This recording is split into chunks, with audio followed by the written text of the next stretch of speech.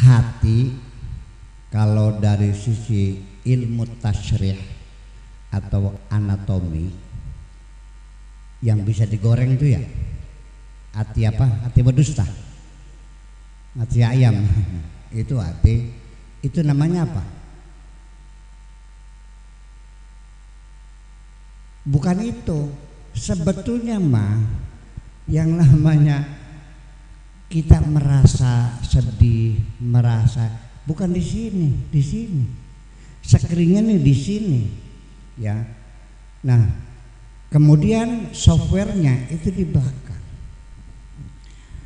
Nah, makanya kita melihat bahwa kalau Bapak baca apa namanya? Komputer itu ada software, ada hardware. Yang kalau hardware itu barang mati, kabel, solderan, plastik ya. Yang bisanya dia bisa memproses, menggunakan gambar, suara, itu softwarenya.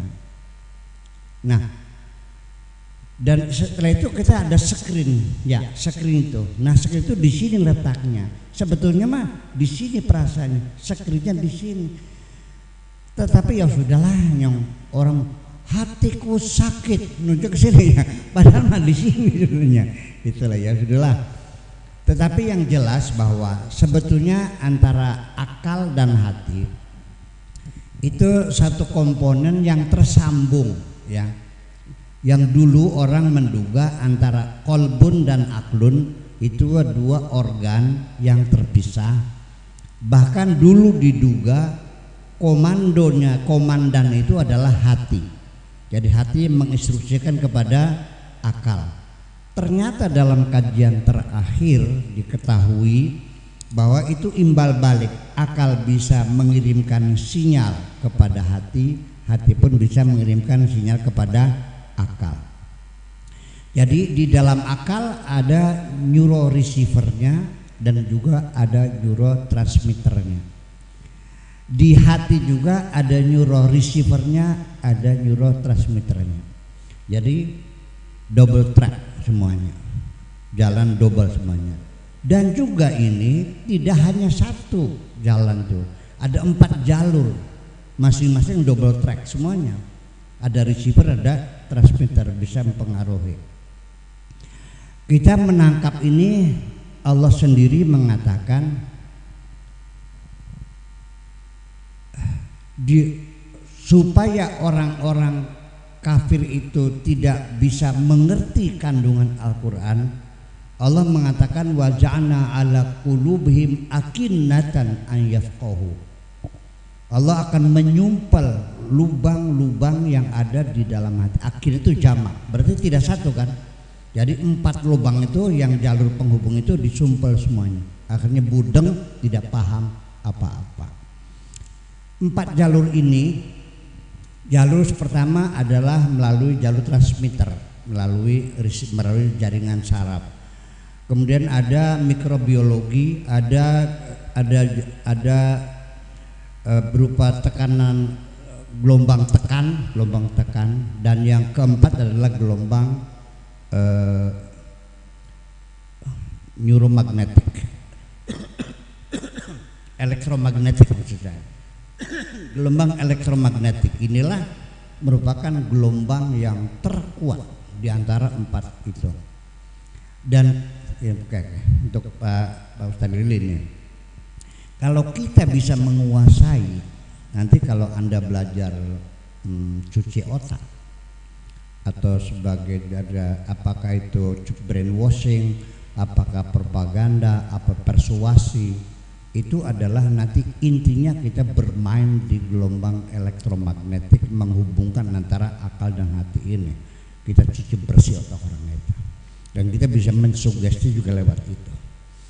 Nah, inilah makanya jadi tidak semudah itu. Punten ini mah Pak Polisi ya Pak Polsek. Jadi kita menjelaskan saja artinya, karena saya mah tujuannya bukan lagi menerangkan keilmuan. Di penghujungnya saya buktikan dengan segala macam ilmu supaya Anda yakin Allah itu hebat. Percaya nggak? Kita kembali lagi sebagai closing aja ya. Tuhan, bagaimana kita bisa merasakan adanya Tuhan? Tahu enggak bahwa otak Anda yang bekerja ini sesungguhnya itu yang bekerja adalah akal yang sadar.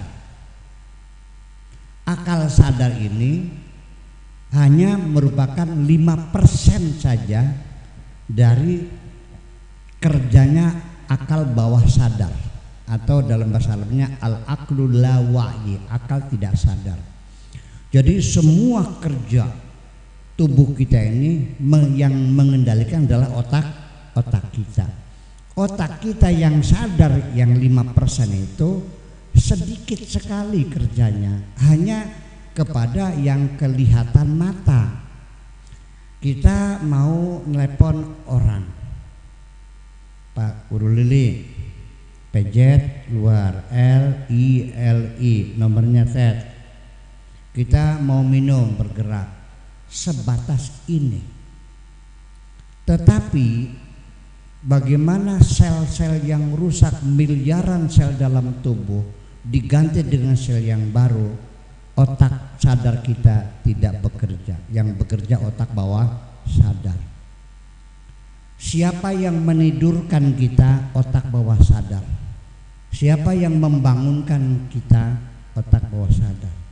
Siapa yang mengeluarkan keringat dari tubuh ketika udara panas? Otak bawah sadar. Otak sadar kita tidak bekerja di bidang itu. Artinya kita ini diberi oleh Allah, sudahlah kamu gak usah repot-repot dah, lu mikirin yang ada aja sedikit aja deh. Kalau kamu mikirin bagaimana memanjangkan rambut, bagaimana mengeluarkan keringat, nggak bakal nyampe. Percaya nggak? Jadi artinya bahwa apa itu bekerja? Nggak mungkin ada sesuatu bekerja sendiri.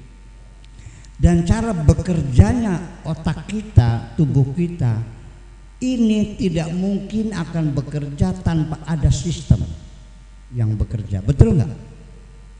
Mungkin nggak mesin hitung bisa bekerja 2 kali 2 pejat 4 nongolnya? Betul nggak? 3 kali 3 pejat keluarnya berapa? 9. 12 kurangi 2 pejat keluarnya. Tidak mungkin akan bekerja secara matematis kalau tidak ada sistem. Betul nggak? Berapa kali sehari kita buang air, berapa kali kita kencing, berapa banyak kalori yang kita makan dari makanan itu. Mana Kang Usman mana? Bulannya masih 400 ya. Mudah-mudahan hati-hati aja lah ya.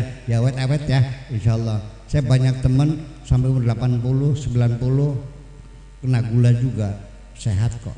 Asal menjaga, karena ini penyakit degeneratif, nggak ada obatnya. Tidak ada obatnya kecuali kita kembali pada pola hidup yang sehat. Karena degeneratif itu adalah kerusakan organ, kerja metabolisme. Serepnya nggak ada. Kalau mobil bisa diganti klakernya. Kalau nggak bisa, tinggal hati-hati aja. Jangan banyak makan yang berkadar gula, kan gitu. Toh kita sehat, dan yang paling efektif itu puasa. Itulah efektif menurunkan kadar gula ini.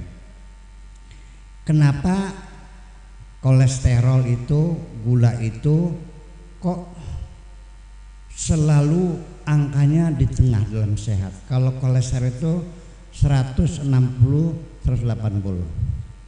Kalau sudah 200 itu sudah sinyal gawat ya. Sudah. Kalau kurang 100 itu juga gawat juga. Siapa yang menjaga keseimbangan ini? Kadar kolesterol, kadar gula setelah makan akan naik sekian. Nanti kalau lapar turun sekian. Selalu dalam berimbangan sampai umur kita lanjut, umur kita sekian puluh tahun, dan itu bekerja. Siapa yang mengatur? Makanan-makanan yang kita cerna dihisap, masuk ke dalam darah, dipompa oleh jantung, bus mengalir ke sekolah dan menyebarkan energi.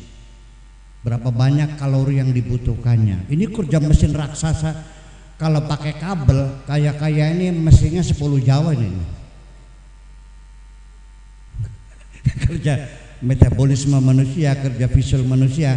Kalau pakai selang, pakai kabel, kayak 10 Jawa mesinnya. Saraf yang nggak kelihatan mata bekerja semuanya itu. Dan dia pakai sensor otomatis, Kang Usman. Kalau Pak ini masih belum kena gula belum ya? Mudah-mudahan jangan ya. Udah gak usah pikirin, yang penting jaga pikiranmu yang tenang, yang damai, jangan sampai ada kerusakan sensornya. Itu sekalipun kita minum kopi, saya 10 gelas, tapi karena sensor masih jalan, itu tidak mungkin akan menarik gula lebih banyak. Secukupnya darah, yang sisanya dibuang. Kenapa jadi naik? Ya karena sensornya rusak, dia nggak nutup, terus masuk akhirnya banyak, paham nggak? Kayak apa mesinnya, luar biasa. Iya, ini ada dokter nih, mungkin ya saya tidak lebih pintar dari dokter ya, tapi ya kira-kira kerjanya seperti itu. Lalu masih nggak yakin juga ada Allah, ngaco kamu mah. Iya kan? Orang yang menemukan komputer pinter nggak? Komputer itu adalah miniatur dari kerja otak manusia. Ini seutuh ini. Kita sudah bisa melihat orang nama. Kalau komputer, kalau kita ingin membuka file lama, hanya satu halaman. Kalau file baru, ini buang dulu, baru new tab lagi, kan begitu? Betul ya? Buang lagi. Otak kita semuanya dibuka dari sejak kita lahir sampai sekarang, terbuka di depan kita ini. Hebat enggak? Nah itulah persoalannya. Jadi lalu kalau kita bagaimana aku bisa meyakinkan bahwa aku paham Tuhan, ya coba aja. Nah makanya satu jalan yang paling efektif untuk kita lebih meyakinkan keimanan kita, jalurnya adalah dengan keilmuan. Makanya Allah mengatakan yarfa'illahu alladzina amanu walladzina utul ilma darajat. Ilmu pengetahuan pada akhirnya. Karena kita akan mengukur hebatnya seseorang juga keilmuannya, dan kita bisa memahami sesuatu dengan keilmuan. Makanya yarfa'illahu alladzina amanu, Allah akan mengangkat orang-orang yang beriman, walladzina utul ilma, dan orang yang berilmu darajat. Jadi artinya semakin ilmu kita tinggi, maka derajat keimanan kita juga semakin tinggi. Nah, sebagai closing statement, maka tidak ada tawar menawar, orang Islam harus banyak belajar dan belajar dan belajar, dan ini fardu ain. Orang yang tidak belajar hukumnya berdosa. Saya mau nanya, wajib mana sholat dengan belajar? Belajar. Kalau orang tidak sholat, dihukumnya nanti di akhirat. Kalau orang tidak belajar, dihukumnya dari dunia sampai akhir. Di dunia hidupnya susah, di sananya digebukin loh. Jadi, tetapi di dunianya enak, di akhiratnya enak. Kalau tidak, di dunianya susah, di akhiratnya susah. Kita ketinggalan sholat sehari, baca istighfar 7 kali. Pak dulu nih pulang dari ini karena kemacetan, akhirnya sholat asar tertinggal, istighfarnya berapa kali? 10 kali ya. Tapi berapa tahun Anda tidak membaca buku, berapa kali istighfarnya? Itu sebabnya umat Islam tidak meyakini bahwa tolabul ilmi fardhun. Mungkin juga paham orang Islam. Coba saya nanya, paham nggak tolabul ilmi fardhun itu maksudnya apa? Belajar itu, tapi kenapa nggak belajar? Itu dia, tidak menyentuh psikomotorik.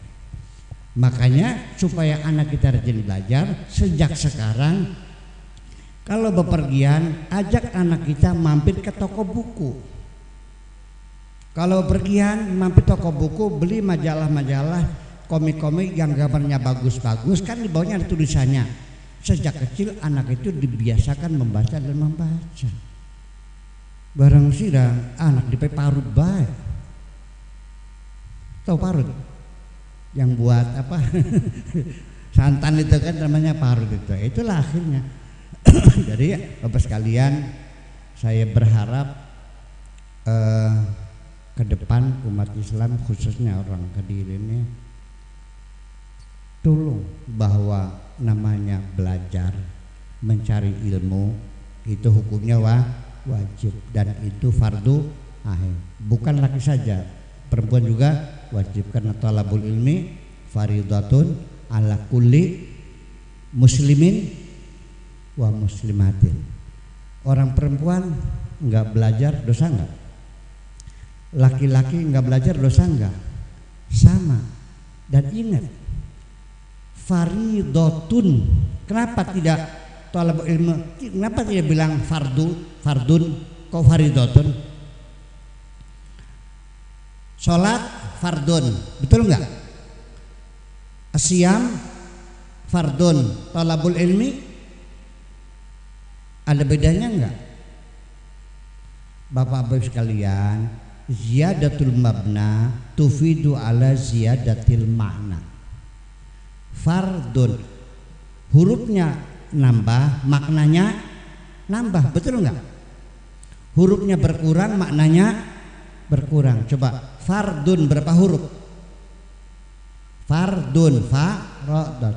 Kalau faridatun berapa?